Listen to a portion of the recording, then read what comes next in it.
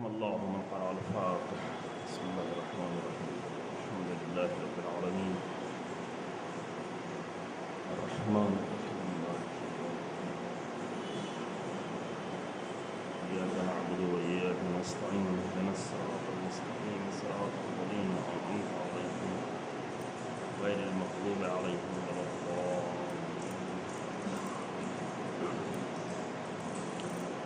لا حول ولا قوة إلا بالله العلي العظيم.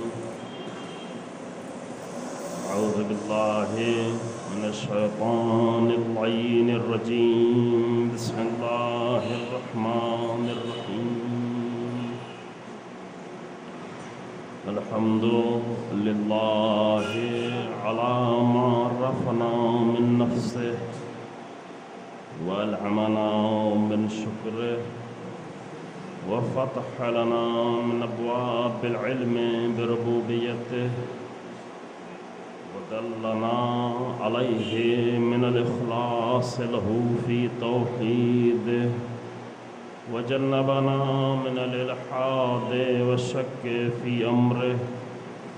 حمدا لا منتهى لحده ولا حساب لعدده ولا مبلغ لغايته ولا انقطاع لعمده. والصلاة والسلام والتحية والإكرام على خير خلقه وأشرف بريته وحامل وحيه ومبلغ رسالاته سيد المرسلين خاتم النبيين أبي القاسم محمد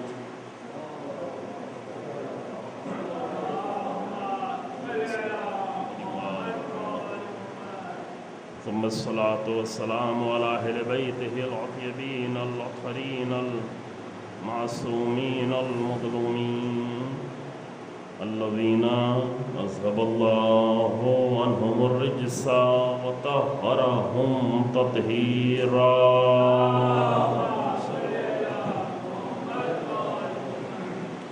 ولعنة الدائمة الباقية على أعدائهم أجمعين. أما بعد فقد قال الله تبارك وتعالى في كتابه الكريم. بسم الله الرحمن الرحيم. أما بعد فقد قال الحسين بن علي عليهم الصلاة والسلام: يا أيها الناس سمعت جدي رسول الله صلى الله عليه وآله قال: من رأى سلطانا جائرا مستحلا لحرام الله ناكثا لعهد الله مخالفا لسنة رسول الله يعمل في عباد الله بالإثم والعدوان ولم يغير عليه بقول ولا فعل كان حقا على الله أن يدخله مدخله. صلوات محمد.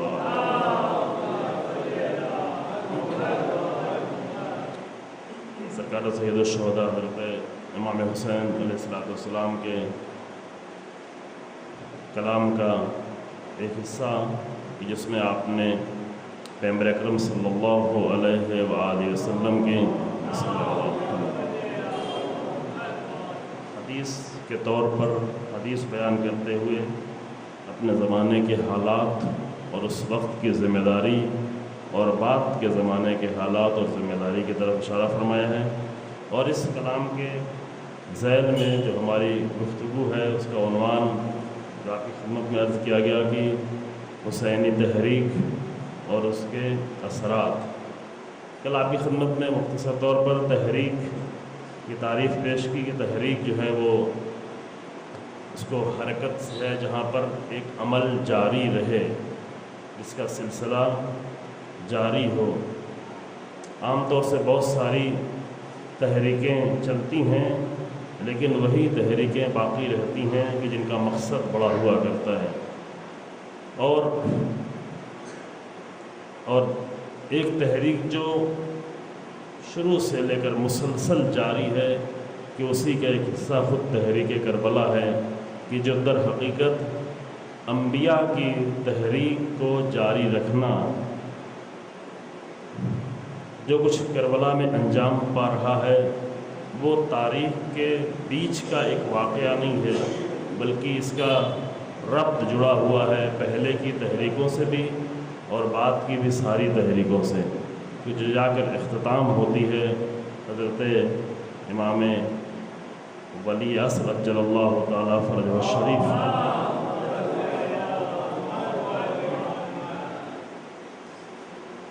یہ آپ کی خدمت میں عرض کیا گیا اس کے ساتھ ساتھ کہ بہتر یہ ہوتا کہ کربلا کو ہمیشہ تحریک ہی کے نام سے یاد کیا جاتا، نہ ایک واقعے کے نام سے، نہ ایک حادثے کے نام سے، بلکہ کربلا کو تحریک کربلا یا تحریک حسینی کے نام سے ہمیشہ یاد کیا جاتا۔ یا اسی سے ملتا جلتا لفظ جو ہے وہ قیام عاشورہ یا قیام کربلا، یعنی قیام کے مطلب ہے اٹھ کھڑا ہونا، نہ بیٹھنا۔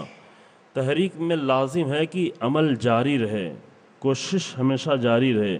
اگر کربلا کو تحریک کے نام پر جانا جاتا تو کربلائی تحریک کا سلسلہ آج تک ہر جگہ جاری ہوتا اور اس کے اثرات بھی ہمیں مسلسل مل رہے ہوتے۔ اگر تحریک کے طور پر ہم لیتے، کل میں نے آپ کی خدمت میں عرض کیا کہ ہم نے کربلا کو اپنے فائدے کے طور پر لیا ہے، اور وہ بھی فائدہ جس کو ہم نے آخرت کے لیے اٹھا کے رکھا ہوا ہے، جبکہ کربلا اس لیے تھی تاکہ اس دنیا میں انسانی معاشرے میں تبدیلی پیدا کرے جس کا نتیجہ آخرت میں بھی پڑے۔ اس کا مطلب یہ نہیں کہ آخرت میں نتیجہ نہیں، آخرت حتماً ہے، لیکن آخرت در حقیقت دنیا کی تبدیلی کے نتیجے میں ہے۔ آخرت مزرع آخرہ اس دنیا کو قرار دیا گیا ہے کہ یہ دنیا مزرعۃ الآخرہ ہے۔ کربلا اس طرح سے نہیں ہے کہ جس طریقے سے کرسچینٹی میں تصور ہے کہ حضرت عیسیٰ نے اپنی قربانی دے دی تاکہ اپنی قوم کو نجات دے دیں، پھر قوم جو بھی کرنا ہو کرتی رہے، جناب عیسیٰ نے قربانی دے دی ہے ان کے اپنے نظریے کے مطابق، چونکہ اسلامی نظریے کے مطابق جناب عیسیٰ کو اللہ نے اٹھا لیا، قربان نہیں ہوئے، شہید نہیں ہوئے، لیکن کرسچینٹی کے نظریے کے مطابق جناب عیسیٰ کو شہید کر دیا گیا، قتل کر دیا گیا آپ کو، اور انہوں نے اپنا خون بہا دیا، تو اس کے بعد اب قوم کو جو کرنا ہو کرے۔ جناب عیسیٰ کا تنہا خون کافی ہے جو پوری قوم کو اور پوری کرسچینٹی کو نجات دے دے۔ یقیناً حسین ابن علی کا حسین ابن علی کا خون پوری بشریت کو نجات دینے کی صلاحیت رکھتا ہے، لیکن اس طرح سے نہیں جس طرح سے کرسچینٹی کا تصور ہے، بلکہ وہ اس طرح سے کہ جیسے جیسے حسینی تحریک میں شامل ہوتے رہیں نجات ملتی چلی جائے گی۔ توجہ فرمائی آپ نے؟ نہ یہ کہ ہم جو کچھ، ایک بہت ہی عجیب مسئلہ ہے عزیزوں، بعد میں شاید ہم اور عرض کر سکیں کہ حسینیت مسلسل عمل کا نام تھا۔ حسینیت ایسے عمل کا نام ہے کہ بڑھتے بڑھتے حتیٰ شہادت کی منزل سے بھی گزر جایا جائے۔ شہادت ایک عمل ہے، یعنی اپنے بچوں کو میدان میں پیش کرنا، خود میدان میں آنا، خود قربانی دینا، یہ عمل کی بہت ہی بلند قسم کا نام ہے۔ چھوٹے عمل یہ ہیں کہ انسان دن بھر میں جو دوڑ بھاگ، نماز، روزہ، حج، زکوٰۃ کرتا رہتا ہے، یہ چھوٹے اعمال ہیں، لیکن یہ سب عمل کرتے کرتے اگر انسان اللہ کی راہ میں شہادت تک پہنچ جائے تو یہ عظیم ترین عمل قرار پاتا ہے۔ حسینیت در حقیقت عمل کا نام ہے، لیکن ہم نے حسینیت کو اس طرح سے بنا دیا ہے کہ اس طرح سے ہم نے لوگوں کو حسینیت کے نام پر باعمل بنانے کے بجائے بے عمل بنانے کی کوششیں جاری کر دیں۔ یہ بہت ہی عجیب ہے، بالکل برعکس، بالکل اپوزٹ۔ حسینیت وہ تھی کہ جو کم عمل کرنے والے لوگوں کو کربلا میں میدان میں لا کر اتنے عظیم عمل تک جنہوں نے پہنچا دیا کہ اگر کربلا نہ آتے تو اس مقام تک پہنچنا ان کے لیے ممکن نہیں تھا۔ تھے بلند عظیم لوگ تھے، بلند لوگ تھے۔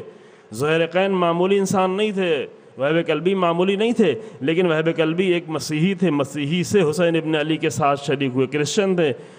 جناب زہرقین جو عثمانی تھے، یعنی خلیفہ سوم کے بڑے سپورٹرز میں سے تھے، اسی لیے جب میدان کربلا میں عمر سعد کے لشکر میں سے ایک فرد نے جناب زہیر کو حسین ابن علی کے لشکر میں دیکھا تو پکار کے آواز دی، اے زہیر تم ادھر کیا کر رہے ہو، تمہیں تو ادھر ہونا چاہیے تھا۔ تم اس لشکر میں کیسے نظر آ رہے ہو؟ لیکن امام نے انہیں نجات دی، امام نے انہیں اپنی تحریک میں شامل کیا، کیونکہ ان کے اندر اس تحریک میں شامل ہونے کی صلاحیت تھی۔ لیکن جب یہاں آ گئے تو عمل کا ایسا مرقع پیش کیا کہ اگر یہاں نہ آتے تو اتنی عظیم تصویر ان کی ہمارے کبھی سامنے نہ ہو۔ تو کربلا مسلسل عمل کا نام ہے۔ کربلا میں مسلسل کس قدر عمل انجام دیا، صرف نماز پڑھنا نہیں، صرف دعائیں پڑھنا نہیں، صرف شب عاشور عبادت میں گزارنا نہیں، یہ سب بھی بہت عظیم عمل تھا، لیکن عمل کی ساری منزلیں طے کرتے کرتے مقتل میں شہادت کے مقام تک پہنچنا، یہ عمل کی بلند ترین منزل ہے۔ یعنی راہ خدا میں انسان خود کو شہادت کی منزل تک پہنچائے، یہ عمل کی اعلیٰ ترین منزل ہے۔ یعنی اس قدر بیدار کر دیا تھا حسین ابن علی نے انہیں کہ اب ان کے لیے شہید ہونا کوئی مسئلہ نہیں تھا، جان دینا کوئی مسئلہ نہیں تھا، ایک مرتبہ نہیں، دسیوں مرتبہ جان دینی پڑے تو اس کا بھی کوئی فکر نہیں تھی، خود کی جان دینا کوئی مسئلہ نہیں تھا، بچوں کی جان دینا کوئی مسئلہ نہیں تھا۔ خود کہہ رہے ہیں مولا اگر ایک مرتبہ نہیں بلکہ 1000 مرتبہ مارا جائے، قتل کیا جائے، پھر زندگی دی جائے تو پھر بھی ہم آپ کے اوپر جان دینے کو تیار ہیں۔ اسے کہتے ہیں تحریک، یہ حرکت۔ اس کے بالکل برعکس ہم آئیں اور آ کر لوگوں کو بجائے کربلا کے ذریعے کہ بیدار کرنے کے، حرکت میں لانے کے، تحریک میں شامل کرنے کے، ان کو ثواب کی اور جنت کی لوریاں دے دے کر اور سلا دیں۔ یعنی اچھا بھلا حرکت کرنے والا انسان ہماری مجلس میں آئے، اس کو اتنا ثواب کی لوری دے کہ تمہیں کچھ کرنے کی ضرورت نہیں، سارا ثواب تمہارا پکا ہو گیا ہے، جنت بھی تمہاری لکھی جا چکی ہے، اب آپ کو کچھ کرنے کی ضرورت نہیں۔ یعنی بیدار انسان کو سلا دینا، یعنی عمل کرنے والے انسان کو بے عمل بنا دینا۔ دیکھیں دو کربلا میں کتنا بڑا فرق ہے۔ حسین ابن علی کی کربلا وہ ہے کہ جو کم عمل کرنے والوں کو اتنا باعمل بنا دے کہ سارے عمل سے گزرتے گزرتے شہادت کی منزل تک پہنچ جائیں، اور ہماری بنائی ہوئی کربلا وہ ہے کہ اچھے بھلے باعمل انسان کو بھی بے عمل بنا کر رکھ دیتے ہیں۔ کتنا بڑا فرق ہے، کتنی جدائی ہے ہماری کربلا میں اور حسین ابن علی کی کربلا میں۔ حسین ابن علی کی کربلا بیدار کرنے کے لیے ہے، ہماری کربلا سلانے کے لیے۔ حسین ابن علی کی کربلا زندہ کرنے کے لیے ہے، ہماری کربلا زندہ لوگوں کو مردہ میں تبدیل کرنے کے لیے، معاشرے کو مردہ میں تبدیل کر دینے کے لیے۔ عاشور کر لیا بس ہو گیا، محرم کر لیا بس ہو گیا، مجلس کر لی بس ہو گئی، ہو گیا، ثواب ہو گیا پکا۔ اب اس کے بعد الوداع، حسین ابن علی کو الوداع کیا، خدا حافظ، اور آ کر اپنے گھر میں بیٹھ گیا آرام کرنے۔ یہ دو کربلا کے دو الگ الگ تصور عزیزو۔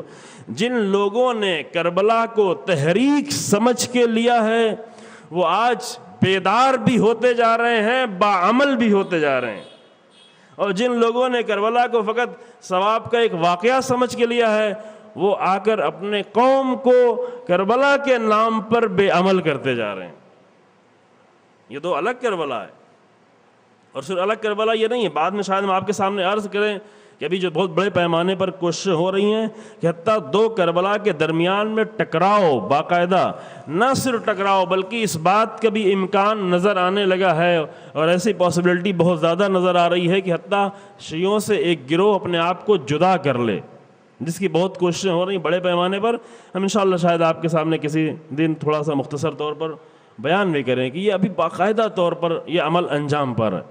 یہ کربلا کے دو منظر، دو پہلو ساتھ ساتھ ابھی دکھائی پڑ رہا ہے باقاعدہ۔ لہٰذا یہ کربلا ایک تحریک ہے، کربلا کو واقعہ نہیں سمجھا جائے، کربلا ایک حرکت ہے، ایک حرکت جو مسلسل چلتی چلی آ رہی تھی پہلے سے۔ کربلا کا رابطہ جڑا ہوا ہے بعثت سے، کربلا کا رابطہ جڑا ہوا ہے ابراہیمی حرکت سے، کربلا کا رابطہ جڑا ہوا ہے جناب، چونکہ تحریک ایسی ہوتی جو انسان کو بیٹھنے نہیں دیتی۔ تحریک یعنی مسلسل عمل، مقصد کے لیے مسلسل کوشش کرتے رہنا، نہ یہ کہ فقط ہم آ کر مجلس کرتے رہیں۔ تحریک کا مطلب فقط مجلس کرنا نہیں ہے کہ ابھی مجلسیں اتنی ہو رہی ہیں اس میں اور اضافہ کرتے جائیں، اور اضافہ کرتے جائیں، اور اضافہ کرتے جائیں۔ ٹھیک ہے، انسان کو جتنی توفیق ہو رہی ہے مجلس کرنے کی، اگر اچھی مجلسیں ہو رہی ہیں، مناسب باتیں ہو رہی ہیں تو اچھی چیز ہے، لیکن فقط مجلس کر لینے کا نام کربلا نہیں ہے۔ کربلا کچھ مقاصد کے لیے تحریک کے طور پر لا کے رکھا گیا، اور جتنا اس مقصد کی طرف بڑھتے جائیں، مجلسیں بھی اسی لیے لازم ہیں کہ اس تحریک میں ہمیں شریک کرتی جائیں، نہ یہ کہ عزا خانے سے باہر نکلے تو سب کچھ ختم ہو چکا، تاکہ اگر ہم بھول گئے ہوں، اگر غفلت کے پردے ہمارے اوپر پڑ گئے ہوں، اگر سو گئے ہوں، تو یہ مجلسیں آ کر ہمیں دوبارہ بیدار کر دیں۔ جناب زینب سلام اللہ علیہ ان مجلسوں کو قائم کیا۔ اب تحریک کی جو ماہیت ہے، کیا ہے تحریک، وہ ہم اس کے کچھ نمونے آپ کے سامنے پیش کرتے ہیں، پھر بعد میں ہم کربلا کے نمونے بھی آپ کے سامنے لائیں گے۔ دیکھیں جناب نوح جب آ کر اٹھے ہوئے ہیں تو کیا سوچ کر اٹھے ہوئے ہیں؟ جناب نوح ایک تحریک لے کر چلے، ایک موومنٹ لے کر چلے۔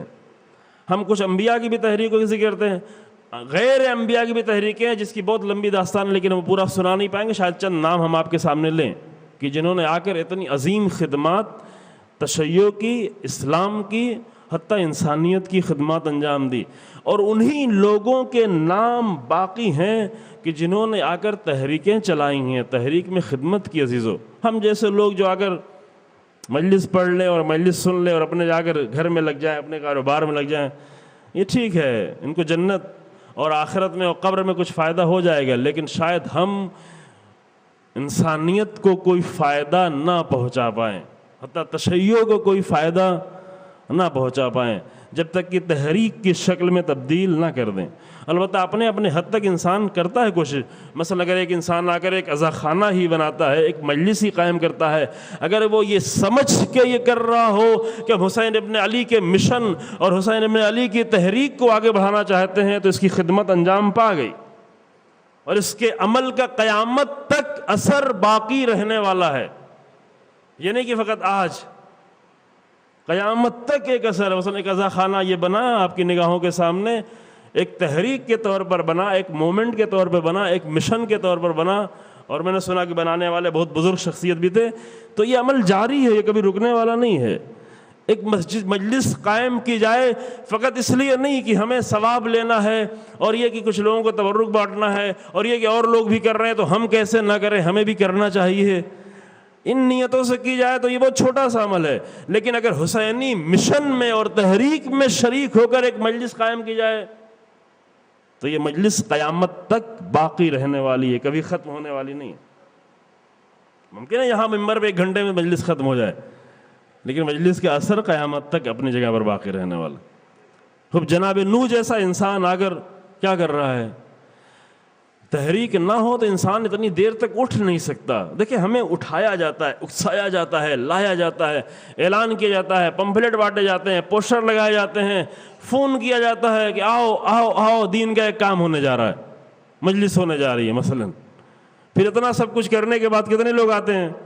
شاید مثلا کبھی 20%، کبھی 30%، کبھی 40%۔ ایک عاشور کا دن ہوتا ہے جہاں پہ ہم کہتے ہیں کہ ہاں ابھی شاید مثلا 100% آ گئے ہوں لوگ، کوئی کچھ دیر کے لیے، کوئی 2 گھنٹے کے لیے، کوئی 4 گھنٹے کے لیے، کوئی 1 گھنٹے کے لیے۔ اتنا سب کچھ کرنے کے بعد اتنے لوگ ہمارے پاس نظر آتے ہیں، کیوں؟ اس لیے کہ ہم نے تحریک کے طور پر ان سب چیزوں کو نہیں دیکھا ہے۔ ثواب کے لیے، ہاں ثواب کے لیے اور بہت سارے عمل ہم کر سکتے ہیں۔ ثواب کے لیے ہم اگر کام بھی کر رہے ہیں اس میں بھی ثواب ہے، دوسرے کام کر رہے ہیں اس میں بھی ثواب ہے، دوسرا دین کا کام کر رہے ہیں اس میں بھی ثواب، اس میں بھی ثواب۔ خوب ثواب کے بہت سارے کام ہیں، تو کوئی لازم تو نہیں ہے کہ یہیں پر آ کر کریں، دوسرے کام کر سکتے ہیں۔ لیکن اگر تحریک کی نگاہ سے ان مجلسوں کو دیکھا جائے تو بہت سارے ثواب کے کام انجام دے کر اپنے موقع پر یہاں بھی پہنچنا لازم ہو جاتا ہے۔ یہ نہیں کہ دوسرے کام چھوڑ کے، نہ، جو واجب ہیں اسے بہرحال انسان کو انجام دینا ہے، واجبات اپنی جگہ پر ہے۔ لیکن اگر ان مجلسوں کو تحریک کی نگاہ سے دیکھا جائے تو یہ مجلسیں کچھ اور نظر آئیں گی، ثواب کی نگاہ سے دیکھا جائے تو مجلسیں کچھ اور نظر آئیں گی۔ تحریک کی نگاہ سے دیکھا جائے تو مجلس قائم کرنے والے، انتظام کرنے والے، ذاکر بلانے والے، وہ اسے دوسری نگاہ سے دیکھ رہے ہوں گے اور مجلس کچھ اور نظر آ رہی ہوگی۔ اگر تحریک کی نگاہ سے نہیں، ثواب کی نگاہ سے دیکھا جائے تو کوئی مسئلہ نہیں، کچھ بھی ہو سکتا ہے، کوئی مسئلہ، فقط فرش بچ جائے، لوگ آ جائیں، ذکر حسین ابن علی ہو جائے، بس ختم ہو گیا۔ یہ فرق ہو جاتا ہے عزیزو، یہ بہت بڑی تبدیلی ہو جاتی ہے۔ جناب نوح جیسا انسان کیا کر رہا ہے؟ اب جناب نوح کا دور جو ہے ایک ایسا دور، یہ اس طرح کی دنیا نہیں جناب نوح کے دور میں، دنیا بہت چھوٹی سی ہے، یعنی انسانوں کی دنیا بہت چھوٹی سی ہے، بہت کم لوگ زندگی کر رہے ہیں، ان کم لوگوں میں اتنے جاہل، اتنے نادان، اتنے غافل کہ وقت کا اولو العزم نبی آ کر انہیں بار بار حق کی طرف دعوت دے رہا ہے، لیکن کوئی ماننے کو تیار نہیں، کوئی بھی ساتھ دینے کو تیار نہیں۔ کتنے سالوں تک دیکھیں، تحریک کے عمل میں اور ثواب کے عمل میں یہیں سے فرق سمجھ میں آ جاتا ہے۔ تحریک کا عمل وہ ہوتا ہے کہ جناب نوح جیسا انسان 950 سال، کتنے سال؟ 950 سال۔ یہ بھی تاریخ کی بنیاد پہ میں آپ کے سامنے نہیں بیان کر رہا ہوں کہ تاریخ میں ممکن ہے کچھ غلط لکھ دیا گیا ہو، یہ حدیث نہیں بیان کر رہا ہوں کہ ممکن ہے حدیث جو ہے صحیح ہے یا حدیث غلط ہے، تحقیق کرنی پڑے گی، نہیں، یہ قرآن کی آیت ہے جو کہتی ہے الف سنہ الا 50، 1000 سال اس میں سے 50 کم، یہ آیت ہے قرآن کی، یعنی 1000 سال تک جناب نوح نے اس میں سے 50 کم، چونکہ اس زمانے میں تعداد اتنی بڑی نہیں ہوتی تھی، 1000 ہی سب سے بڑی تعداد سمجھے کافی تھی۔ قدیم زمانے میں نہ کسی کے پاس اتنی دولت ہوتی تھی، نہ کسی کے پاس اتنے سکے ہوتے تھے، نہ کسی کے پاس اتنا بیلنس ہوتا تھا کہ اس کو شمار کرنے میں بہت زیادہ 1000 سے آگے بڑھنا پڑے، لہذا الف وہی کافی ہوتا تھا، 1000 بہت زیادہ آگے بڑھ گیا تو میں الف کہہ دیتے تھے، یعنی 100,000 یعنی 1,00,000، اس سے بڑی تعداد اس زمانے میں خوب لوگوں کو سمجھانے کے لیے، چونکہ عام طور سے لوگوں کا شعور اتنا نیچے تھا کہ 1000 کے اوپر سوچنا ان کے لیے تھوڑا مشکل ہوتا تھا، چونکہ 1000 سے زیادہ کوئی چیز دیکھنا ان کے لیے مشکل ہوتا ہے۔ قرآن نے آ کر ان کی زبان میں گفتگو کا الف سنہ الا 50، 1000 سالوں تک جناب نوح نے تبلیغ کی، اس میں سے 50 کم، یعنی 950 سال تک۔ اب تھوڑا سا فرق بتایا جائے یہاں پر، اگر ہم جیسے انسان کو بلایا جائے تبلیغ کرنے کے لیے اور دیکھے کہ حالات ٹھیک نہیں ہیں، ماحول ٹھیک نہیں ہے، لوگ سننے کو تیار نہیں ہیں، لوگ ہماری بات قبول کرنے کو تیار نہیں، تو ہم کتنی دیر تک اپنے عمل کو جاری رکھ سکتے ہیں؟ سوال یہ ہے۔ مخالفت کر رہے ہیں لوگ، گالیاں دے رہے ہیں، برا بھلا کہہ رہے ہیں، اور ہم آئے حق بات کہنے کے لیے، لیکن مخالفت ہو رہی ہے، لیکن برا بھلا کہا جا رہا ہے۔ یعنی یہ پہلے تصور کر لیں تاکہ جناب نوح کا عمل سمجھ میں آئے کہ کیا کیا ہے ایک انسان نے۔ مسلسل مخالفت، کتنی مخالفت؟ مخالفت کا عالم یہ ہے کہ اگر مثلا ہم جیسے لوگ، اگر کمزور لوگ، ہم جیسے نہیں، بہت اچھے لوگ جو بہت مضبوط بھی ہوں، اگر ان کی ساری دنیا مخالفت کر رہی ہو لیکن کم سے کم گھر کے لوگ ان کے موافق ہوں، تو پھر بھی ان کا دل گرم رہے گا، امید بدھی رہے گی کہ چلو ساری دنیا مخالف ہے، محلہ مخالف ہے، سب مخالف ہیں، لیکن میرے گھر کے لوگ تو میرے ساتھ ہیں نا۔ واضح ہو رہی بات نا؟ میرے گھر کے لوگ تو ساتھ ہیں، میرا بیٹا تو میرے ساتھ ہے، میری بیوی تو میرے ساتھ ہے، میرے بچے تو میرے ساتھ ہیں۔ لیکن جناب نوح ایک ایسے مبلغ کا نام ہے کہ دنیا تو ساری اس کی مخالف ہے ہی، عزیز ترین فرد گھر کا بیٹا بھی اس کے ساتھ نہیں ہے، بیوی بھی ساتھ نہیں ہے۔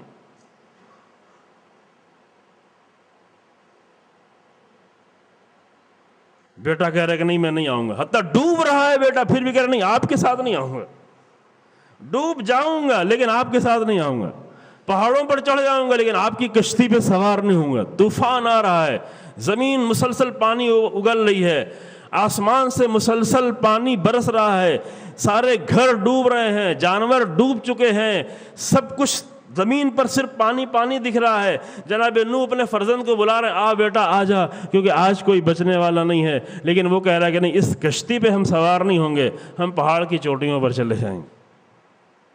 اس حد تک بیٹا شریک نہیں ہے، اس حد تک بیوی شریک نہیں کہ بیوی خود جناب نوح کے خلاف جا کر شریک ہو رہی ہے، جو پلاننگز کی جاتی ہے، جو پروگرام کی جاتا ہے جناب نوح کے خلاف، اس میں بیوی جا کر مدد کرتی ہے۔ گھر کے لوگ بھی شریک نہیں، ایک تنہا انسان ایک اکیلا انسان حق کے لیے ڈٹا ہوا، کون سی چیز اتنی دیر تک اسے روک سکتی ہے؟ ہم اگر آتے یہ شوق ہے بہت سارے لوگ سننے والے ہوں، بہت زیادہ اچھا مجمع ہو، بہت واہ واہ کرنے والے لوگ ہوں، بعد میں بھی بہت اچھے نتیجے نظر آئیں، مثلا ہماری جیبوں میں مثلا یہ سب کچھ ہمیں دکھائی پڑ رہا ہوتا ہے، تب کیا کیا جائے؟ تب ہاں مسلسل تبلیغ جاری رہنا چاہیے، چونکہ یہ سب سارے اثرات بہت اچھے ہیں۔ جناب نوح ایک ایسے مبلغ کا نام ہے کہ جیب میں کچھ دینے کے بجائے پتھر مارا جا رہا ہے۔ کتنے پتھر مارے جا رہے ہیں؟ اتنے پتھر کی یہ روایتوں میں جملہ ہے کہ پتھروں میں چھپ جایا کرتے تھے، فرشتے آ کر انہیں اٹھاتے تھے، بچاتے تھے۔ اب پتھروں سے نکال کر ایک انسان کو اٹھایا گیا، کہا جائے کہ چلو بیٹھو تھوڑی دیر گھر میں آرام کرو، کہا کہ نہیں، میں آرام کرنے کے لیے نہیں آیا ہوں، میں تبلیغ کرنے کے لیے آیا ہوں۔ یہ کون سی تبلیغ ہے؟ اس کو کہتے ہیں تحریک، یہ ہے مومنٹ، یہ ہے تحریک۔ کربلا میں سب روک رہے ہیں، دونوں طرف سے روکا جا رہا ہے۔ ادھر حسین ابن علی کہہ رہے ہیں کہ تم چلے جاؤ، ادھر عمر سعد کا لشکر بھی کہہ رہا ہے کہ تم چلے جاؤ، اگر تم چلے گئے تو ہم تمہیں ماریں گے نہیں، تمہارے بچوں کو ماریں گے نہیں، تمہیں کوئی اذیت نہیں پہنچائیں گے، تمہیں روکیں گے نہیں، جو بھی جانا چاہے حسین ابن علی کے لشکر کو چھوڑ کے چلا جائے، جو بھی جانا چاہے چلا جائے۔ ادھر خود حسین ابن علی بھی کہہ رہے ہیں کہ جس کو بھی جانا ہے یہاں سے چلا جائے، میں کسی کو روکتا نہیں۔ دونوں طرف سے جانے کی دعوت دی جا رہی ہے، لیکن کربلا والے ہیں جو سب کے سب رکے ہوئے ہیں۔ کیوں رکے ہوئے ہیں؟ واقعاً کیا جنت کے لیے رکے ہوئے تھے؟ جنت تو حسین ابن علی خود ہی کہہ رہے، لو میں جنت دیتا ہوں، جنت کی ذمہ داری لیتا ہوں، تم نے یہاں تک میرا ساتھ دے دیا، یہاں تک میرے ساتھ آئے، یہی تمہارے جنت کے لیے کافی ہے، یہ لے کے جاؤ، تم جا سکتے ہو۔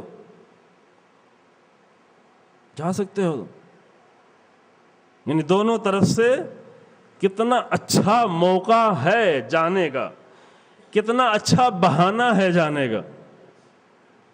ادھر سے بھی کہا جا رہا ہے چلے جاؤ، نہیں جاؤ گے تو یہ تلواریں ہیں، یہ 30,000 کا لشکر ہے، سب کے ہاتھ میں تیر ہے، سب کے ہاتھ میں تلواریں ہیں، سب کے ہاتھ میں نیزے ہیں، سب حملہ کرنے کے لیے آئے ہیں۔ ادھر سے کہا جا رہا ہے کہ تم چلے جاؤ، اگر تمہیں جنت چاہیے تو جنت کے ساتھ چلے جاؤ، چراغ بجھا دیتے ہیں تاکہ دیکھے نہ چلے جاؤ، شرم آتی ہے تو اندھیرے میں چلے جاؤ، اور بھی اگر تمہیں شرم آتی ہے کہ کہیں جاؤ گے اور لوگ یہ کہیں گے کہ اپنے آقا کو چھوڑ کے چلے آئے، تو تم یہ کہہ دینا کہ ہم ان کی جان بچانے کے لیے چھوٹے چھوٹے بچوں کے ہاتھ پکڑ کے لے کے چلے جاؤ۔ اللہ اکبر، لو بچوں کے ہاتھ پکڑ کے لے کے چلے جاؤ، یہ کہہ دینا کہ ہم ان بچوں کی جان بچانے کے لیے، کوئی تم پر الزام بھی نہیں رکھے گا، کوئی تم پر اعتراض بھی نہیں کرے گا۔ یہ سارے موقع فراہم کیے گئے، لیکن جو تحریک حسینی میں شریک ہو گئے تھے انہوں نے جانے سے انکار کر دیا۔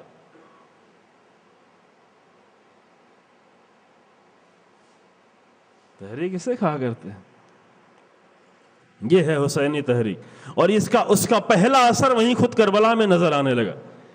اس کے اثرات پوری تاریخ میں نظر آئیں گے، ابھی نظر آ رہے ہیں، بعد میں نظر آئیں گے، ظہور امام تک سارے اثرات نظر آتے رہیں گے کہ تحریک کربلا کا سب سے بڑا اثر خود ظہور امام ہوگا۔ یہ ہم بعد میں شاید بحث کریں آپ کے سامنے، یہ سارے اثرات نظر آئیں گے، لیکن پہلا اثر جو تاریخ کربلا میں تحریک کربلا کا ہے وہ خود کربلا والے ہیں کہ جن سے ہر طرف سے کہا جا رہا ہے چلے جاؤ، لیکن وہ جانے کو تیار نہیں۔ یہ پہلا اثر، تلواریں چل رہی ہیں لیکن نہیں جا رہے۔ کیوں؟ اس لیے کہ یہ سلسلہ جناب نوح، اس کو روکا جا رہا ہے، مذاق اڑایا جا رہا ہے، کشتی بنا رہے ہیں، کہہ رہے ہیں ہاں یہ دیکھو کیا کر رہے ہیں، سوکھے میں کشتی بن رہی ہے، پانی کی کوئی خبر نہیں، دیوانہ ہے، کیسا دیوانہ انسان ہے، کیسا مجنون انسان ہے۔ یہ کلمات استعمال کیے گئے ہیں، انبیاء کے لیے استعمال کیے، کیسا احمق ہے یہ انسان، معاذ اللہ معاذ اللہ۔ دیکھو سوکھے میں کشتی بنا رہے ہیں، جناب نوح کشتی بنا رہے تو لوگ آ کر جھنڈ بنا کر آتے تھے، گرو گرو، اور آ کر کھڑے ہو کر جناب نوح کا مذاق اڑاتے تھے، دیکھو کیا ہو رہا ہے۔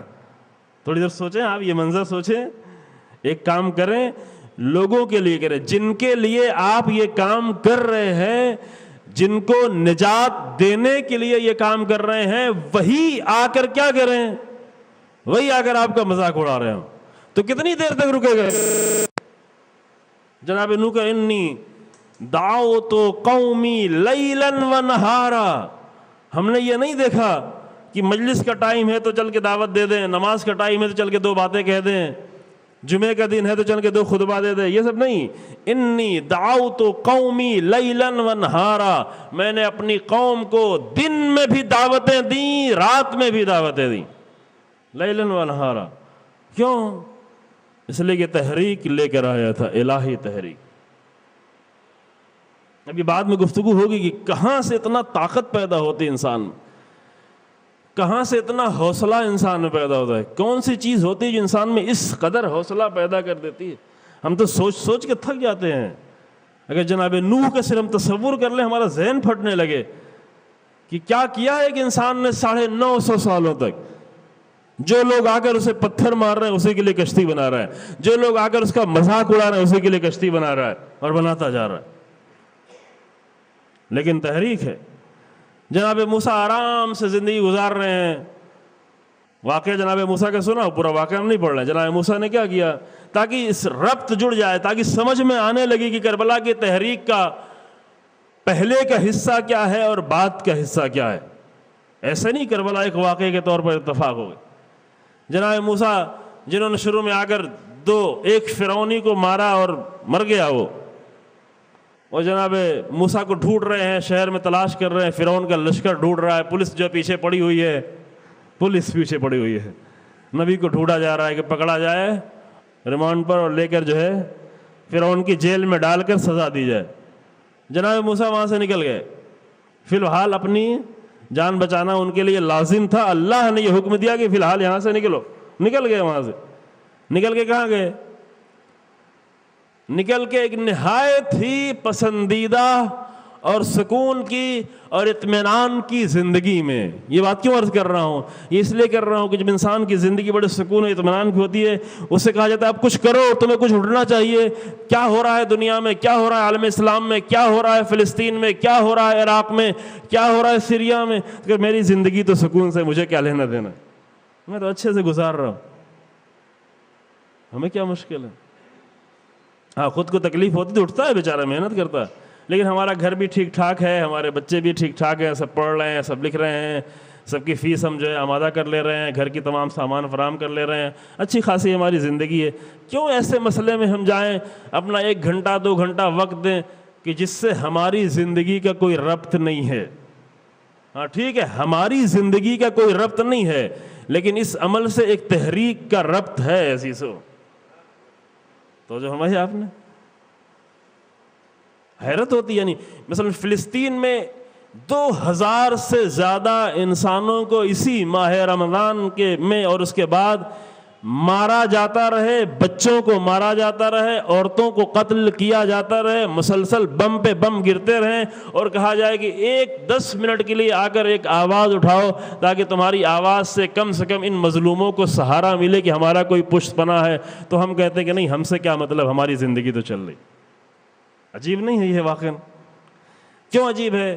اس لیے عجیب اس لیے نہیں لگتا چونکہ ہم کو ایسا رکھا گیا ہے, ایسا بنایا گیا, ہم کو تحریکوں سے نہیں جوڑا گیا ہے.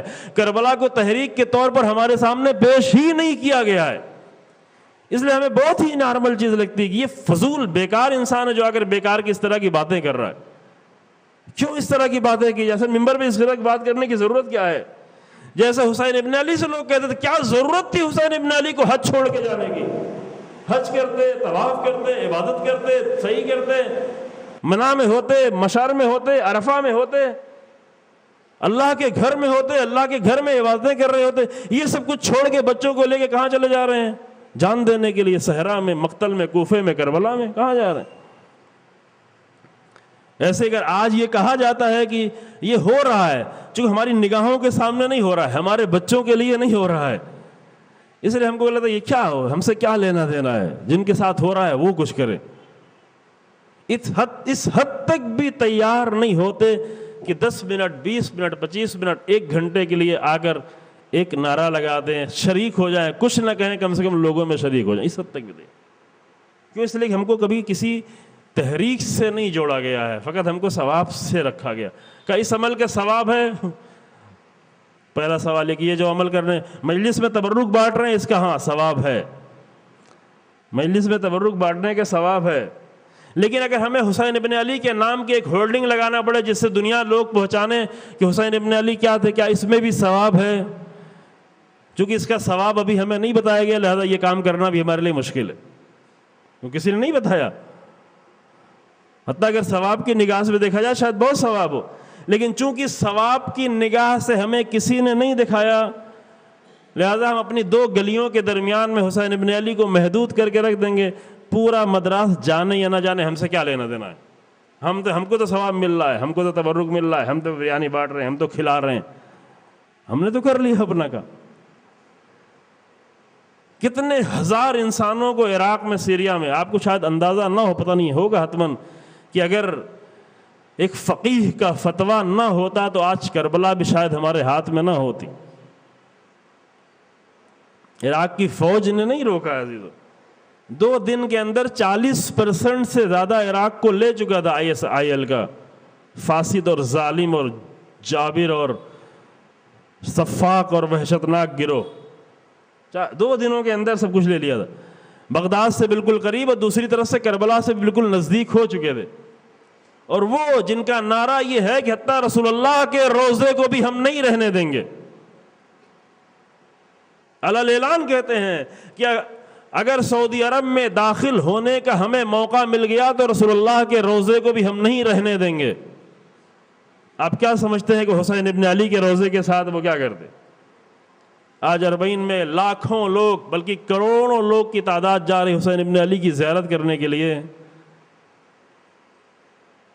اگر آ کر ایک فقیہ نے وہاں پر فتویٰ نہ دیا ہوتا اور حکم جہاد نہ دیا ہوتا، اور البتہ اس حکم جہاد کے باوجود بھی ابھی اتنے سارے لوگ نہیں اٹھے، لیکن پھر بھی لاکھوں کی تعداد میں اٹھے، اگر وہ نہ ہوتا تو آج نہ سامرہ ہمارے ہاتھوں میں ہوتا، نہ کاظمین ہوتا، نہ کربلا ہوتی، نہ نجف ہوتا، نہ نجف کا حوضہ ہوتا.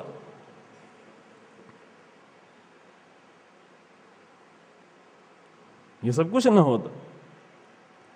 لیکن جناب موسیٰ جیسا انسان وہ نہیں کہہ رہا کہ اتنے سکون کی زندگی ان کو ملی. یعنی پہلے فرعون کے گھر میں تھے، فرعون کے گھر میں ظاہری اعتبار سے مشکل نہیں تھی، جناب موسیٰ کی روح تڑپ رہی تھی دربار فرعون میں، لیکن ظاہری اعتبار سے کوئی مسئلہ نہیں تھا.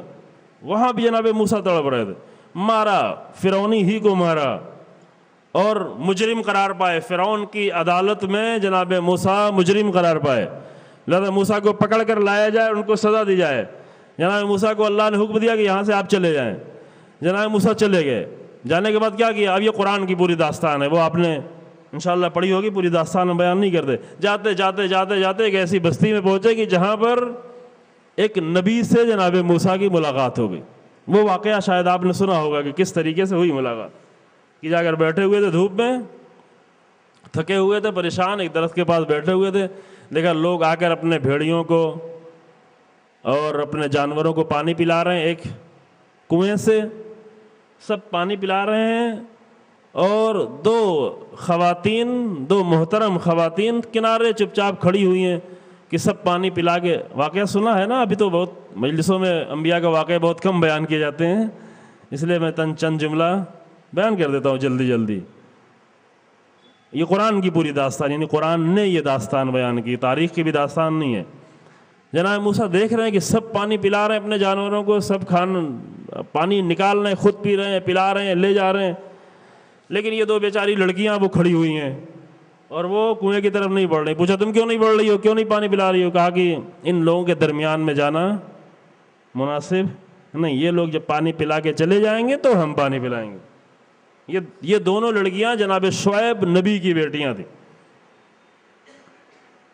وہ بھی اپنے جانور کو پانی پلانا چاہتی تھی، وہ بھی زحمت کر رہی تھی، وہ بھی خدمت کر رہی تھی، لیکن لوگوں کے درمیان میں جا کر نہیں، بلکہ جب یہ چلے جائیں، مرد لوگ یہاں سے چلے جائیں گے، اگرچہ پانی اس وقت تک ممکن ہے گندا ہو جائے، اگرچہ ممکن ہے پانی کو جو ہے، چونکہ ایسا تو نہیں ہوتا تھا، لیکن پھر بھی یہ سب کچھ ہم برداشت کریں گے، لیکن مردوں کے درمیان میں جا کر داخل نہیں ہوں گے. جناب موسیٰ نے جناب موسیٰ کو رحم آیا ان کے اوپر، کہا ٹھیک ہے تم نہیں جا سکتی، لاؤ تمہارے جانوروں کو ہم پانی پلا دیتے ہیں، اور ان کے جانوروں کو جا کر جناب موسیٰ نے پانی پلا دیا اور وہ واپس چلی گئی۔ تھوڑی دیر بعد پھر وہ لڑکیاں واپس آئیں، کہا کہ تمہیں میرے بابا بلا رہے ہیں، جا کے خبر دی کہ چونکہ پہلے پہنچ گئی تھی، ہر روز وہ دیر میں جایا کرتی تھی چونکہ دیر میں پانی پلاتی تھی، آج وہ پہلے پہنچ گئیں۔ تو جناب شعیب نے پوچھا کہ آج کیا مسئلہ ہوا، پہلے کیسے آ گئیں، کیسے تمہیں پہلے نوبت مل گئی؟ کہا کہ ہم تو انتظار کر رہے تھے، لیکن ایک جوان جو بہت ہی شریف اور بہت ہی نجیب جوان تھا، اس نے ہمارے اوپر رحم کھایا اور ہمارے جانوروں کو آ کر اس نے پانی پلا دیا، اس لیے ہم آج جلدی آ گئے۔ کہ ٹھیک ہے اس کو بلا کے لاؤ، بلا کے لائے۔ یہ واقعہ میں کیوں پیش کر رہا ہوں؟ تاکہ یہ واضح ہو جائے کہ موسیٰ کی زندگی کیسی تھی اور کیسی زندگی کو چھوڑ کر جناب موسیٰ اپنی تحریک کو آگے بڑھانے جا رہے ہیں۔ لے کے آئے، موسیٰ آ گئے، جوان ہے موسیٰ، قوی ہے موسیٰ، امانت دار ہیں موسیٰ، اولو العزم نبی ہیں موسیٰ، جناب شعیب سے بھی زیادہ عظمت رکھنے والے ہیں موسیٰ، کیونکہ جناب شعیب اولو العزم نبی نہیں ہے۔ جناب شعیب کے لیے قرآن نے کہا کہ 1,00,000 یا اس سے کچھ زیادہ لوگوں کے لیے نبی بن کے آئے تھے۔ قرآن کی آیت یہ بھی ہے، الفا میں او یزیدون، 1,00,000 لوگوں کے لیے یا 1,00,000 سے کچھ زیادہ لوگوں کے لیے جناب شعیب نبی بن کے آئے تھے۔ ایک چھوٹی جماعت کے نبی تھے لیکن بزرگ تھے، عمر زیادہ تھی۔ جناب موسیٰ کو بلا کے لائے، بات چیت ہوئی، سارا مسئلہ، ہاں آپ بھی نبی ہیں، سارا مسئلہ جو ہے سمجھ میں آ گیا۔ جناب شعیب نے وہاں پر آ کر کہا کہ ٹھیک ہے جب تم یہاں آئی گئے ہو، بتایا کہ میں کس طرح فرعون سے نجات پانے کے لیے اور فرعون کے ظلم سے بچنے کے لیے میں نے ایک فرعونی کی جان لے لی ہے، وہ جرم کر رہا تھا اور اس سے نجات پانے کے لیے میں آ گیا ہوں۔ کہ اب گھبرانے کی بات نہیں ہے، فرعون یہاں تک نہیں آ پائے گا، فرعون کا لشکر بھی یہاں تک نہیں آ پائے گا، تم میرے مہمان بن جاؤ، آؤ میرے ساتھ رہو۔ اور میرے ساتھ ہی نہیں، اب یہ زمان قرآن میں نہیں لکھا ہے کہ اسی وقت جناب موسیٰ نے بات کی جناب شعیب نے، یا کچھ دن انتظار کیا ہوگا، دیکھا ہوگا، جب بھی بات کی، یہ قرآن میں کہیں نہیں درج ہے۔ جناب شعیب نے موسیٰ سے کہا کہ اب تم ہمارے ساتھ رہ ہی رہے ہو تو میں اپنی ایک بیٹی کی تمہارے ساتھ شادی کر دیتا ہوں، لیکن مہر دینی پڑے گی۔ کیا مہر کیا ہوگی؟ کیا مہر یہ ہے کہ تمہارے پاس تو کچھ ہے نہیں، خالی ہاتھ ہو۔ دیکھیں اسلام میں شادی کا خرچ صرف اور صرف لڑکے کے اوپر ہے، باقی کسی پر نہیں ہے، یہ توجہ رکھیں۔ یہ ہماری ساری شادیاں جو ہو رہی ہیں وہ اسلامی شادیاں نہیں ہیں، ہندوازم کی شادیاں ہیں، جہاں ان سے لیا گیا ہے۔ اب وہ لوگ بھی ابھی سمجھ گئے ہیں، ابھی انہوں نے بھی یہ سارے غلط کام کرنا چھوڑ دیے، لیکن ہم نے ان کے غلط کام کو پکڑ کے لے رکھا ہے کہ نہیں ہم کو یہ کرنا ہے۔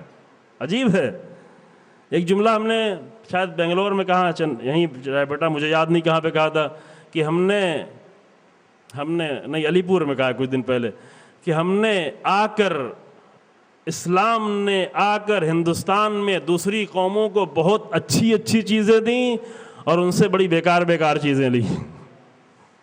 تو جو ہے آپ نے پوری زندگی میں، نہ صرف زندگی میں بلکہ اپنے دین میں بھی، حتیٰ عزاداری میں بھی، عزاداری تک میں بھی ہم نے انہیں توحید سے آشنا کیا۔ اگرچہ سب نے قبول نہیں کیا، لیکن کہنے لگے ہاں خالق ہمارا ایک ہی ہے، ایشور ہمارا ایک ہی ہے، پالنے والا ہمارا ایک ہی ہے۔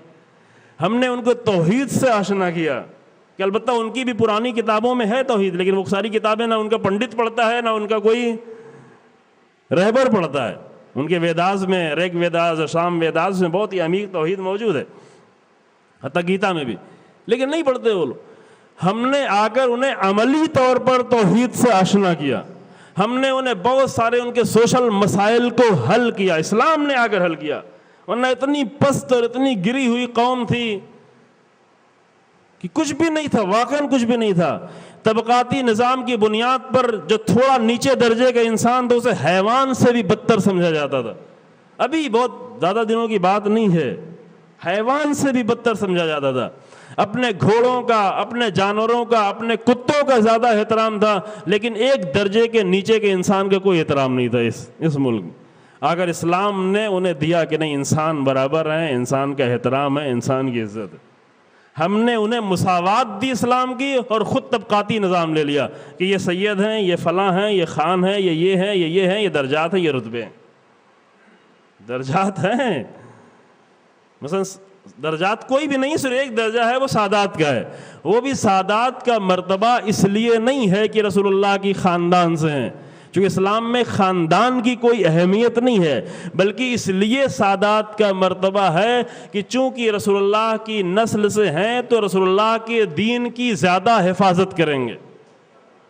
اصل میں دین کی حفاظت کا مسئلہ ہے عزیزو. شاید آپ لوگوں میں بہت سارے سادات بھی ہوں. سادات یعنی جہاں مرتبہ بلند ہوتا ہے وہاں ذمہ داریاں بھی زیادہ ہوتی ہیں. شہید مطہری نے لکھا ہے کہ سادات کا احترام اس لیے ہے زیادہ کیونکہ ان کے اوپر دین کی حفاظت کی ذمہ داریاں زیادہ ہیں. تو جو ہے آپ نے اور کرنا بھی چاہیے. غیر سادات کو سادات کا احترام کرنا بھی چاہیے. البتہ ایک جملہ اور کہتے ہیں کہ غیر سادات کے لیے لازم ہے کہ سادات کا احترام کریں، لیکن سادات کے لیے یہ لازم نہیں کہ اپنا احترام مانگیں. یہ دو چیزیں الگ الگ ہیں، دو چیزیں جدا جدا ہیں نا. حتیٰ کہ رسول اللہ بھی کبھی نہیں چاہتے تھے کہ وہ لوگ میرا احترام کریں، کبھی نہیں چاہتے تھے. امیر المومنین کبھی نہیں چاہتے تھے میرا احترام کریں، لیکن دوسروں پر لازم ہے کہ اس نسبت کی بنیاد پر ان کا احترام کریں.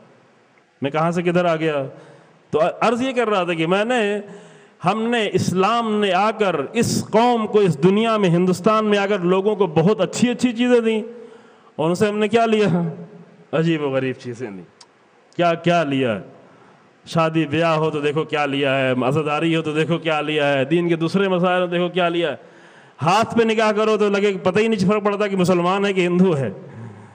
اور راستوں میں ہم لوگ عام طور سے پہچانتے ہیں ہاتھ کو دیکھ کر، مثلا ہاتھ کو دیکھ کر پہچانتے ہیں کہ کس سے ہے.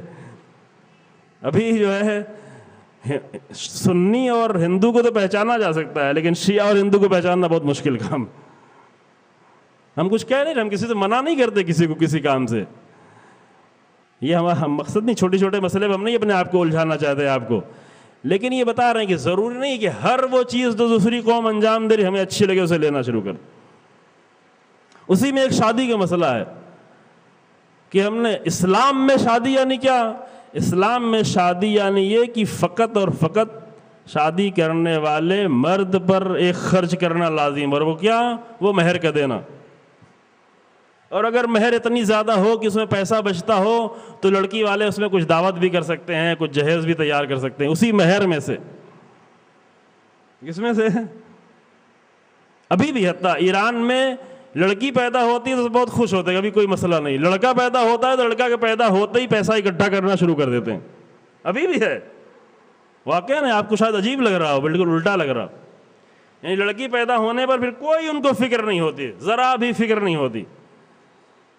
لڑکا پیدا ہونے فکر ہوتی ہے، ہاں لڑکا پیدا ہوا ہے تو اب جہیز کا بھی انتظام کرنا پڑے گا، لڑکی کی جہیز کا انتظام لڑکے کی طرف سے، گھر تیار کرنا پڑے گا، دوسرے سامان کرنے پڑیں گے، یہ زیورات اور وہ سارے خرچ کرنے پڑیں گے. ایران میں اگر شادیاں نہیں ہوتی تو لڑکوں کی کمزوری کی بنیاد پر، یعنی لڑکے اگر فقیر ہیں ممکن ہے. ہندوستان میں شادیاں نہیں ہوتی تو اس لیے کہ لڑکی کے گھر والے فقیر ہیں بیچارے. یہ بالکل اپوزٹ مسئلہ ہے. جناب زہرا سلام اللہ علیہ کی جب شادی کا مسئلہ آیا، یہ ہمارا موضوع نہیں ہے لیکن یہ بریکٹ میں بیچ میں عرض کر رہے ہیں جو لازم ہے، ضروری ہے. یہ مشکلات ہیں، کیوں ہیں؟ اس لیے کہ اسلام ہماری نگاہوں کے سامنے. جناب زہرا امیر المومنین آ کر چپکے سے شرماتے ہوئے آ کے رسول اللہ کے پاس کھڑے ہو گئے. کیا مسئلہ ہے؟ شرما رہے ہیں. دیکھیں شرمانے کی بات ہے، شرمانا بھی چاہیے. کیا شادی کرنا چاہتے ہیں؟ کہا ٹھیک ہے فاطمہ سے پوچھیں گے پھر بتائیں گے.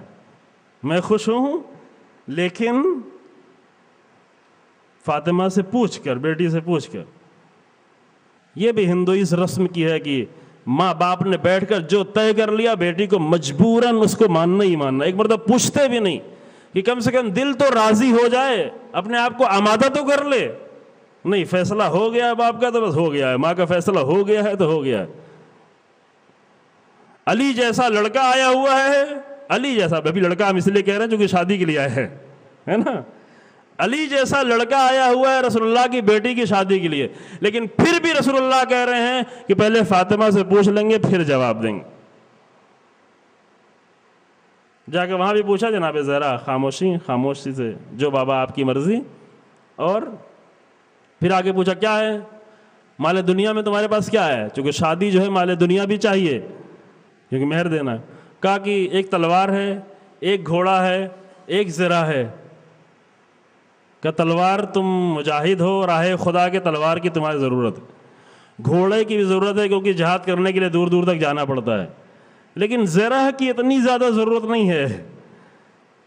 یعنی توجہ کریں, زرہ جو میدان جنگ میں دشمن کے حملوں, تیروں, تلواروں سے بچاتی ہے.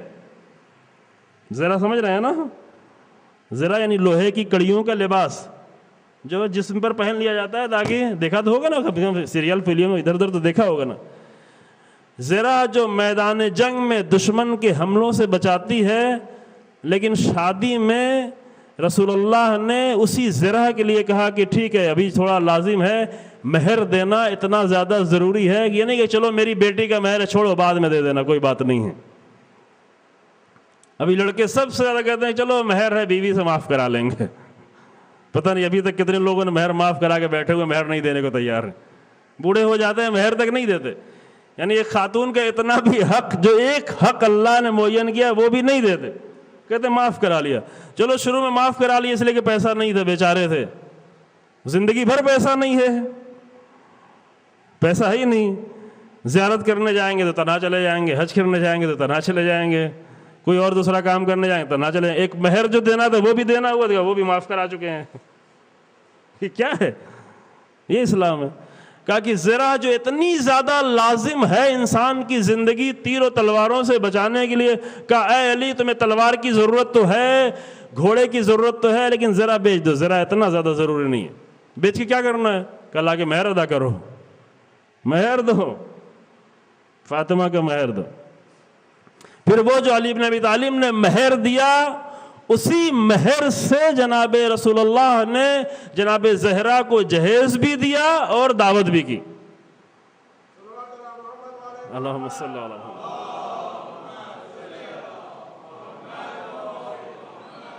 اتنا زیادہ شاید آپ کو بہت عجیب لگ رہا ہو, کر بھی نہ پائیں, ماں باپ اس میں رکاوٹ نہ ڈالیں. توجہ فرما رہے ہیں, کم سے کم رکاوٹ سہارا بنے ان کے لیے.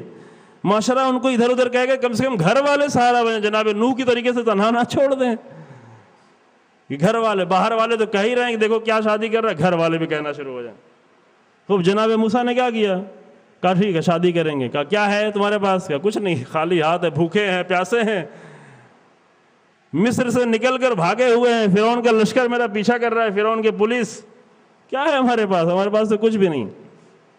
کہا ٹھیک ہے, پھر مہر کے طور پر 8 سال تک میرے جانوروں کو تمہیں چرانا ہوگا. کتنے سال تک, یہ بھی قرآن کی آیت ہے, یہ تاریخ کا واقعہ نہیں ہے, یہ روایت بھی نہیں ہے, یہ قرآن کی آیت کا ہے کہ 8 سالوں تک تمہیں مہر کے طور پر آ کر تمہیں میرے جانوروں کو چرانا ہوگا. اگر 2 سال زیادہ کر لیا تو کوئی حرج نہیں ہے, یہ بھی قرآن کی آیت ہے. یعنی 8 سال تک تو لازم ہے چرانا, لیکن اگر 2 سال تم نے بڑھا دیا تو اچھا ہے, کوئی حرج کی بات نہیں ہے. 2 سال 10 سال تک بھی کر سکتے ہو. جناب موسیٰ نے کہا ٹھیک ہے مجھے قبول. شادی ہو گئی, جانور چرانے لگے, اور جانور اس زمانے کی سب سے بڑی پراپرٹی ہوتی تھی. اس زمانے میں انسانوں کی پراپرٹی, حتیٰ زمین بھی اتنی زیادہ قیمتی, کہ زمینوں میں کوئی اتنا اناج نہیں ہوتا تھا, کھیتی نہیں ہوتی تھی, کچھ پیدا نہیں ہوتا تھا. اصلی جو پراپرٹی ہوتی تھی لوگوں کی وہ جانور ہوتے تھے. اسی کا دودھ پیتے تھے, اسی کا گوشت کھاتے تھے. کہاں روٹی ملتی تھی, آپ کو شاید خبر نہیں ہے. یہاں پہ جو بزرگ لوگ ہیں شاید ان کو کسی حد تک اندازہ ہو, اگر وہ کبھی دیہاتوں میں رہے ہوں, کہ حتیٰ 50 سال پہلے اور 60 سال پہلے اور 100 سال پہلے 70 سال پہلے کس کو روٹی ملتی تھی کھانے کو, گندم کی روٹی کسے ملتی تھی کھانے کو, ہے اندازہ نا. تو اس زمانے میں 2000 سال پہلے, جناب موسیٰ کے زمانے میں 2000 سے بھی اور پہلے, کہاں وہاں پہ کچھ غلہ پیدا ہوتا تھا, کہاں وہ بھی ایسی سرزمینوں پر بہت کم پیدا ہوتا. تو اصلی سرمایہ جو ہوا کرتا تھا لوگوں کا وہ ہوتے تھے جانور. جانور زیادہ تھے. سب سے زیادہ دولت مند انسان کون ہوتا تھا, جس کے پاس جانور زیادہ ہوں. جناب موسیٰ نے کہا ٹھیک ہے ہاں ہم چلاتے ہیں، چلانا شروع کر دیا۔ اب ایک نبی، جوان نبی، اس کی بیوی جو نبی کی بیٹی، اور جانور بہت زیادہ ہو گئے ہیں، اچھی پراپرٹی، یعنی ایک اچھی پراپرٹی، نہایت سکون کی زندگی، سب کچھ ہے، نبی جیسا سسر، نبی کی بیٹی بیوی، اور بچے، اور جانور، اور پراپرٹی، اور سکون کی زندگی، یہ سب بہترین زندگی جناب موسیٰ جی رہے ہیں۔ ادھر سے قرآن کی آیت آئی، موسیٰ تمہیں سکون کی زندگی جینے کے لیے نہیں بھیجا گیا ہے، تمہیں تحریک الہی چلانے کے لیے بھیجا گیا۔ تم تحریک کے لیے آئے ہو، تم مومنٹ کے لیے آئے ہو، تم لوگوں کو بیدار کرنے کے لیے آئے ہو، تم لوگوں کو ظالموں سے نجات دینے کے لیے آئے ہو، تم فرعون سے نجات دینے کے لیے۔ اذهب الى فرعون انه طغى، موسیٰ نکلو یہاں سے، موسیٰ فرعون کی طرف بڑھو کیونکہ وہ طغیان کر رہا ہے، ظلم کر رہا ہے، فساد کر رہا ہے، لہذا موسیٰ نکل جاؤ۔ موسیٰ نکل گئے۔ اب موسیٰ نے ہم لوگ طرح سے نہیں کہا کہ ہماری زندگی تو ٹھیک ہے، ہم سے کیا لینا دینا، روز قدس سے ہمیں کیا لینا دینا، فلسطین سے ہمیں کیا لینا دینا، بیت المقدس سے ہمیں کیا لینا دینا، اسلام کی مقدس سرزمین سے ہمیں کیا لینا دینا، اسلام کے قبلہ اول سے ہمیں کیا لینا دینا، انبیاء کی سرزمین سے ہمیں کیا لینا دینا، جس زمین کو قرآن نے 2 جگہ کہا ارض مقدس، اس زمین سے ہمیں کیا لینا دینا، ہماری زندگی تو اچھے گزر رہی ہے، ہمیں روز قدس سے کیا مطلب، ہمیں فلسطین سے کیا مطلب، ہمیں عراق سے کیا مطلب ہے، ہمیں کربلا سے کیا مطلب ہے، ہمیں اسرائیل سے کیا مطلب ہے، ہمیں سیریا سے کیا مطلب ہے، جناب زینب کے روزوں کو خطرہ ہوا تو ہمیں کیا مطلب ہے، ٹھیک ہے ایک دعا کر لیں گے۔ بچانے کے لیے کون آیا؟ کہ وہی جو اسلامی تحریک اور حسینی تحریک کو جانتا ہے، یعنی ہندوستان پاکستان کے 6-7 کروڑ شیعوں میں سے بہت کم لوگوں کے دل چاہا کہ ہم جائیں ادھر بچانے کے لیے، اور حزب اللہ کے چند ہزار شیعہ وہ آگئے اور انہوں نے بچا بھی لیا، جناب زینب کے روزے کو بچا بھی لیا۔ جو بچنے والا نہیں تھا، 70% سے بھی زیادہ سیریا، حتیٰ دمشق کے آس پاس کے علاقے بھی سب ان کے ہاتھ میں آ چکے تھے، اور سیریا کا حاکم وہ اپنا بوریا بستر باندھ کر جانے کی تیاری میں تھا، بالکل تیاری میں تھا کہ ادھر سے حزب اللہ اور ادھر سے جناب قاسم سلیمانی اور ان کے گروہ ایران سے پہنچے اور انہوں نے آ کر نجات دی۔ یہ 2000 سال پرانے زمانے کی بات نہیں، قصہ نہیں ہے، یہ ابھی یہی چند مہینوں کا کام ہے اور چند سالوں کے درمیان میں یہ سب کچھ ہمارے سامنے ہوا۔ فرق کیا ہوا ہم میں ان میں؟ فرق کیا ہوا؟ فرق یہ ہوا کہ ہمارے پاس ثواب والی کربلا ہے، ثواب والا دین ہے، ان کے پاس تحریک والا دین ہے اور تحریک والی کربلا ہے۔ فرق یہ ہے، حرکت ہے، لہذا اس میں بیداری ہے۔ وقت تمام ہو گیا میرے خیال سے، جی صلی علی محمد وعلیہ۔ چند نمونے ہم آپ کے سامنے اور بھی پیش کریں گے تاکہ یہ بات اچھی طرح سے، عظیم نمونے، واقعاً لذت انسان محسوس کرتا ہے کہ یہ سب کچھ ہو چکا ہے، چونکہ یہ سب نہیں ہے ہمارے سامنے، اس لیے ہمارے دین میں اتنی تبدیلی آتی جا رہی ہے۔ کیوں قرآن نے آ کر انبیاء کی اتنی داستانیں بار بار بیان کی ہیں؟ اس لیے بیان کی ہیں تاکہ ان انبیاء کی داستانوں کے ذریعے سے اپنے دین کو ہم صحیح جگہ پر رکھ سکیں۔ آج جب آتی مجلسوں میں انبیاء تک کی داستانیں بیان نہیں ہوتی تو اسی لیے تاکہ پھر دین کی رخ جو ہے بدلتا چلا جائے، ایسا بنتا چلا جائے کہ ہمیں یہی دین نظر آئے، یہی خاموشی دین نظر آئے۔ کربلا ایک تحریک تھی حسین ابن علی کی، جو صرف مکے سے نہیں شروع ہوئی، سن 61 ہجری سے نہیں شروع ہوئی، جو بہت پہلے شروع ہو چکی تھی اور بہت بعد تک جاری ہے۔ خود حسین ابن علی نے بھی بہت پہلے شروع کیا تھا، جس تحریک میں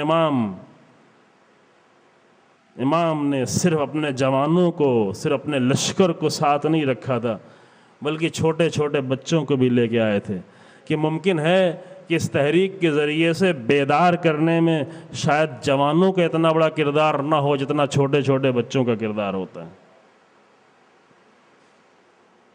کیونکہ صرف جان دینے نہیں آئے تھے بلکہ اپنی جان دے کر لوگوں کو بیدار کرنے آئے تھے۔ اگر صرف جان دینا ہوتا اور جنگ کرنی ہوتی تو فقط جوان کی ضرورت تھی،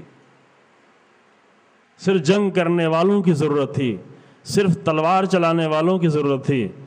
ایسے 90 سال کے انسان کی ضرورت نہیں تھی جس کو تلوار چلانا جس کے لیے بہت مشکل ہو جائے، جو اپنے کمر میں پٹکا مضبوطی سے باندھے کہ میری کمر جو ٹیڑھی ہوئی ہے تھوڑا سیدھی ہو جائے، جو اپنے آنکھوں پر گری ہوئی بھووں کو اوپر اٹھا کر پیشانی سے رومال باندھے تاکہ اچھے طریقے سے دیکھ سکے میدان جنگ۔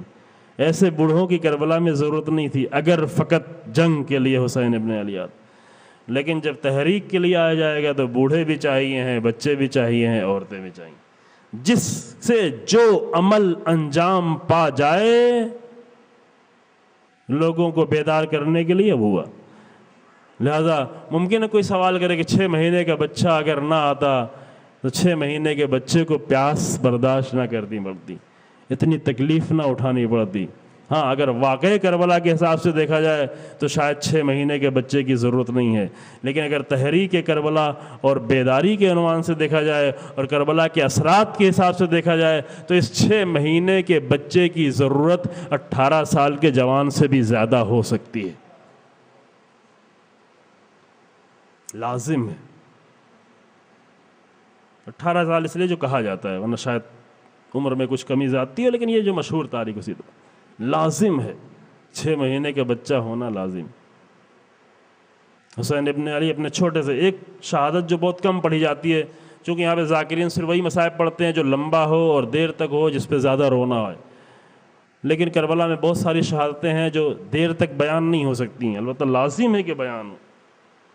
ہم نے بھی تاریخیں معین کی کہ 10 دن میں 10 مصائب بیان کیے جائیں گے، اس کے علاوہ پھر کربلا میں اور شہادتیں کیا ہوئیں، کیسے ہوئیں، کون تھے، کیسے لوگ تھے، کیا کر رہے تھے، کیسے آئے تھے، کیسے جان دی۔ چونکہ ہمیں تحریک کے طور پہ تو نہیں دیکھنا ہے، بس جس عمل سے زیادہ رونا آ جائے وہی صرف دیکھنا ہے۔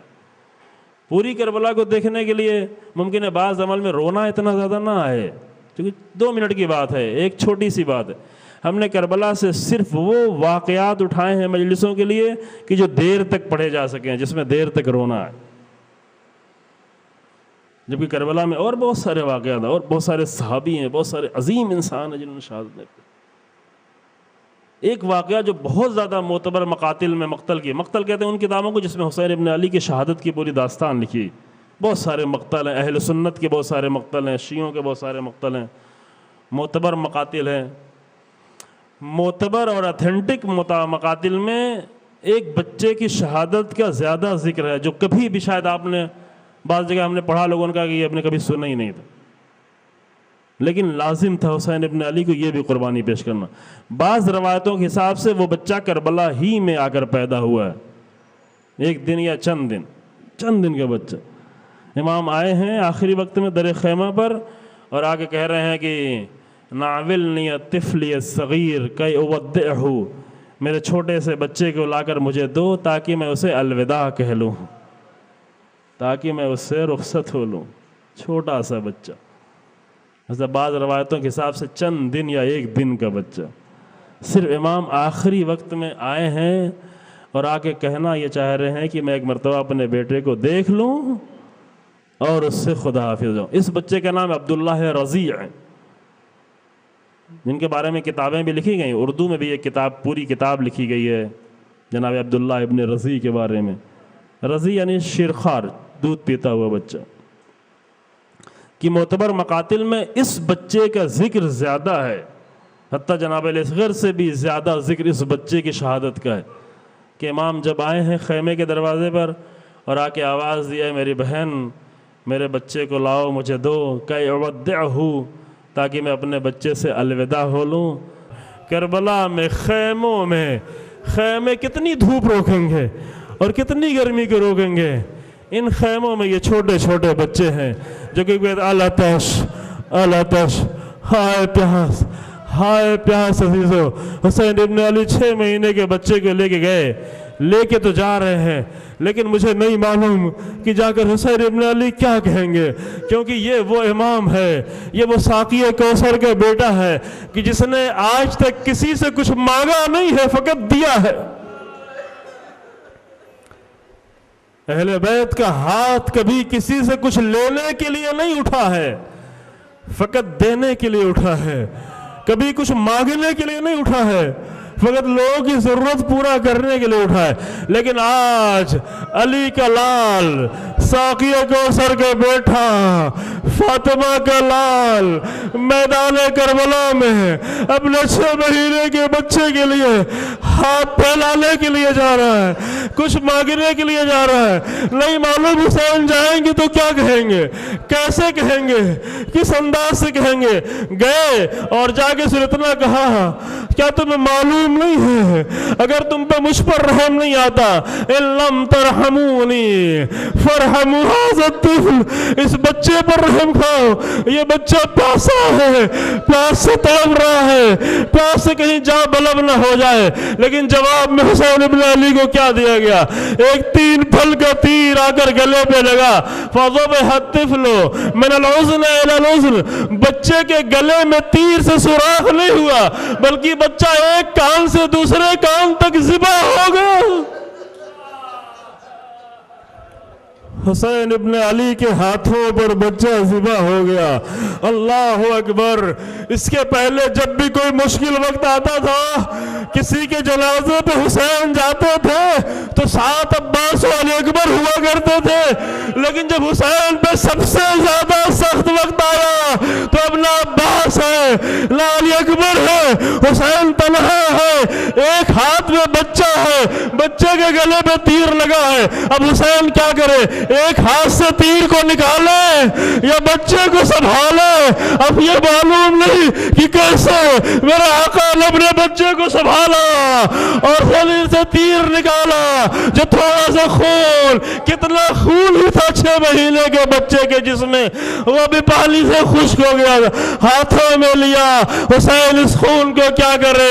اب جو لے کے بچے کو آگے بڑھے، صرف یہ سوچ رہے ہیں کہ بچے کو تو ہم نے تو دیکھ لیا، لیکن ماں کے سامنے یہ تصویر کیسے دکھائی جائے؟ کبھی آگے بڑھتے ہیں، کبھی پیچھے ہٹتے ہیں، اور آخر میں جا کے آواز دی، علی اصغر کو لے جاؤ۔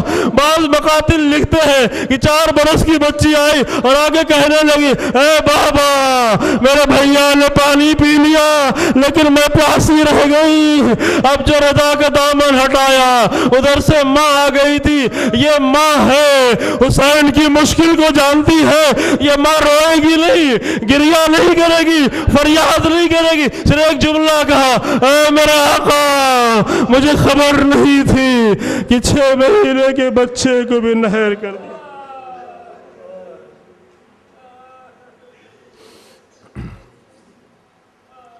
انا للہ و انا الیہ راجعون۔ سیعلم الذین ظلموا ای منقلب ینقلبون۔ پروردگارہ ہمارے اس مختصر سے عمل کو قبول فرما۔ پروردگارہ کلمہ حق کو عزت و سربلندی عطا فرما، کلمہ باطل کو نیست و نابود فرما، امام زمانہ کے ظہور میں تعجیل فرما، اور ہمیں امام کے اعوان و انصار میں